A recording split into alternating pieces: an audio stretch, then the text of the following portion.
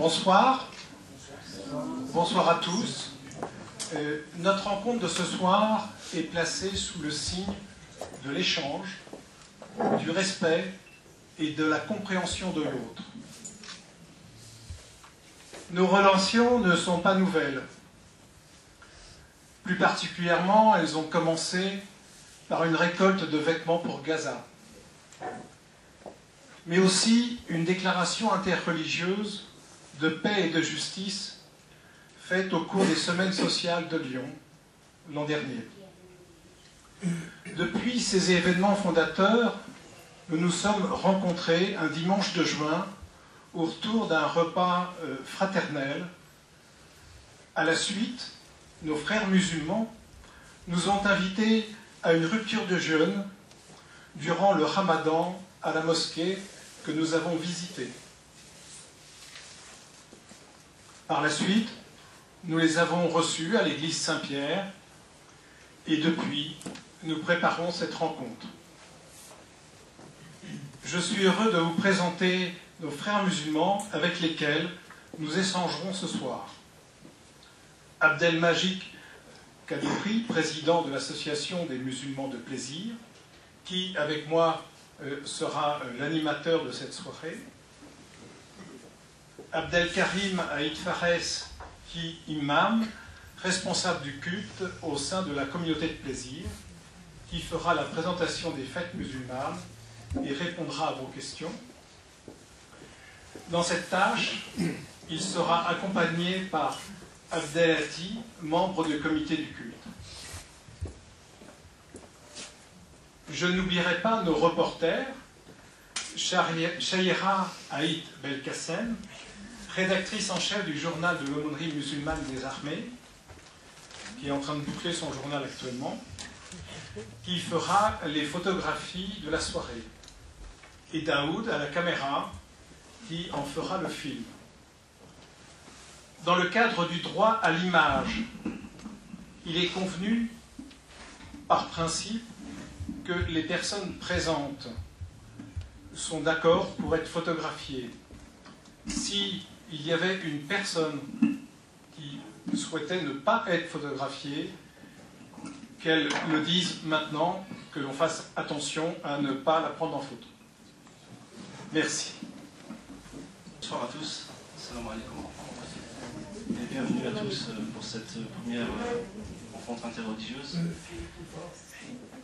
Malgré que, comme l'a dit mon ami Bernard Duhem, on a eu dans le passé d'autres rencontres. Donc je vais présenter à mon tour nos amis chrétiens. Donc le présentateur, ce sera Frédéric Junière, qui est le curé de plaisir. Et à mes côtés, mon ami Bernard Duhem, qui est président de l'association paroissiale et aussi membre de l'équipe pastorale, qui animera à mes côtés en fait cette soirée. Donc quelques mots sur le déroulement de la soirée. Donc il est à peu près 20h30. Donc on commencera par une présentation par nos présentateurs musulmans, Abdelkarim et Abdelhati, des fêtes musulmanes et du calendrier musulman. Suite à cela, il y aura une série de questions-réponses. Donc à cet effet, nous disposons de papier et de crayons qui sont à votre disposition. Ensuite, il y aura la présentation de notre ami Frédéric, des fêtes chrétiennes et du calendrier chrétien, suivi par une série de questions. Donc tout cela dans un espace de 2 heures à peu près. Puis pour clôturer la soirée, il y aura un buffet de l'amitié qui ont été préparés entre autres par Marie-Christine et Fatima qu'on remercie. Fatima Table. Donc voilà, je pense qu'on peut commencer sans attendre le début de cette soirée.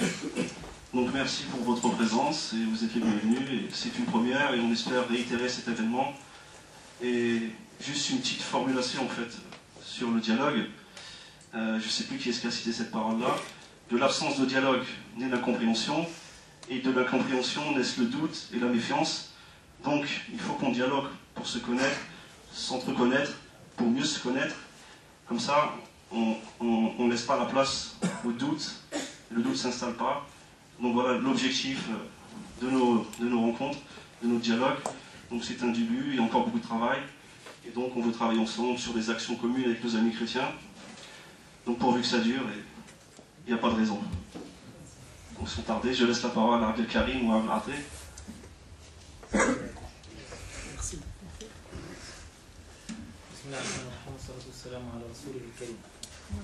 Chers amis,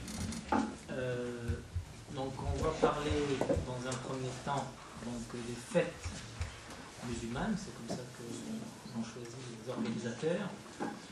Mais pour pouvoir comprendre les fêtes musulmanes, qui sont calquées plutôt ou calées sur un calendrier qui n'est pas le calendrier grégorien, j'ai vu qu'il était utile peut-être de présenter ce calendrier, le calendrier de l'Hégire, afin de pouvoir positionner l'ensemble des jours, événements ou jours de fête qui ont un symbole, qui ont une sacralisation dans l'esprit musulman. Et ce sera donc à Abdel Karim de vous présenter les deux principales fêtes, celle de Eid al-Adha, le sacrifice d'Abraham, qu'on appelle aussi dans le Maghreb Eid al-Kibir, Bayram en l'île de la Réunion, etc. Et la fête de Eid al-Fitr, la fête de rupture du jeûne. Alors, donc un brin d'histoire lié à la naissance du calendrier musulman. Le calendrier musulman n'est pas lié à la naissance du prophète Muhammad sallallahu alayhi wa sallam. Il n'est pas lié à sa mort, mais il est lié à un événement qui s'est passé dans sa vie, qui est l'exil ou l'immigration de la Mecque, où il a été persécuté vers Médine. Et donc ça nous amène à définir en bref, en 2 slides, la vie du prophète Muhammad sallallahu alayhi wa sallam. Le prophète est né en l'an 570 à la Mecque, quelques semaines après la mort de son père Abdallah. Il s'est retrouvé tout de suite, ou plutôt orphelin, 5 ans après. Sa maman est décédée et c'est son grand-père qui va le recueillir et qui va mourir à son tour 3 ans après. Et le prophète, donc, de ce fait, passera sous la tutelle de son oncle, mais n'aura jamais été à l'école, n'aura jamais appris à lire ni à écrire. Il aura appris à faire le métier de tous les prophètes, celui d'être berger. De quelques prophètes.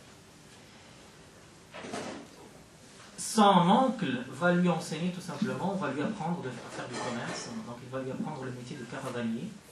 Et donc à 12 ans il est caravanier, il conduit donc les caravanes jusqu'en Syrie.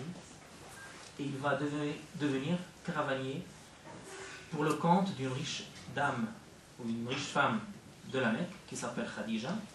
Et à l'époque, la Mecque était une plateforme commerciale très importante dans la péninsule arabique et les Mecquois étaient des gens très riches.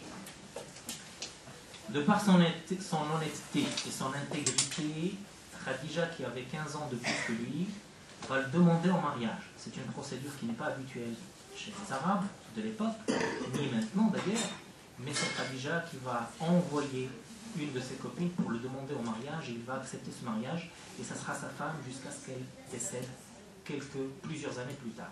Il aura 5 enfants.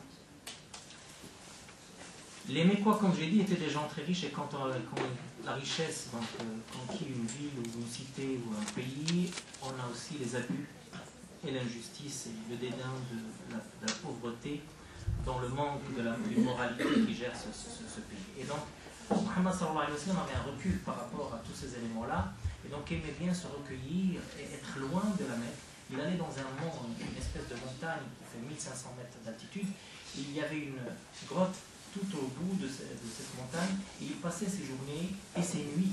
Pendant des mois, il était là en train de méditer et de prier. Et un jour, dans sa retraite, l'archange Gabriel est arrivé vers lui, qu'il a serré, et il lui a demandé à lui, qui n'a jamais pu lire ni écrire, de lire. Il lui a dit, je ne sais pas lire. Et ainsi, pendant 23 ans qui vont suivre cet événement, le prophète apprendra à lire le Coran que Dieu lui a révélé pendant ces 23 ans. Donc c'est le livre que vous connaissez tous qui s'appelle le Coran. S'il y avait un mal pire que la mort chez les Bédouins de l'époque, c'était d'être humilié dans sa tribu.